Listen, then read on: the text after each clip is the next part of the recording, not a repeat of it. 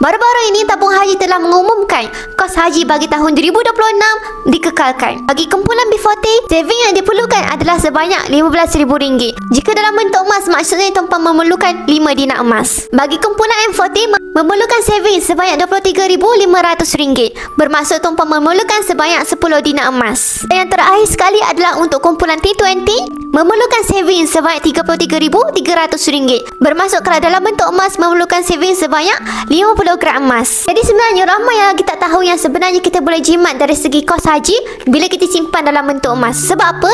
Sebab bayangkan pada tahun 2022 harga 50 gram ni hanyalah sekitar RM15,400. Tapi pada tahun 2025 harganya meningkat kepada RM30,000.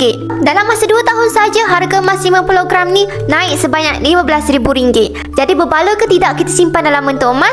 Mestilah lagi berbaloi. Pulangannya lebih tinggi berbanding jika tuan-puan simpan dalam bentuk duit kertas di tabung haji. Saya berkongsikan ini bukan bermaksud salah untuk kita simpan dekat tabung haji. Tidak salah. Tapi kita ada pilihan untuk buat keputusan yang lebih baik. Untuk capai saving sebanyak 50 gram ni, tuan-puan perlulah bermula dengan langkah yang pertama, iaitu mulakan simpanan emas tuan-puan di akaun Masgap Public Gold. Di akaun Masgap Public Gold, kita boleh mula menabung dalam bentuk emas rendah RM100 ataupun simpan 1 gram. Untuk mulakan simpanan emas, tuan-puan boleh rujuk pin video saya untuk daftar akaun Masgap Public Gold secara percuma dan saya akan bantu tuan-puan sebaiknya. Follow kami rapat-rapat untuk ilmu emas dan kewangan. Mansal!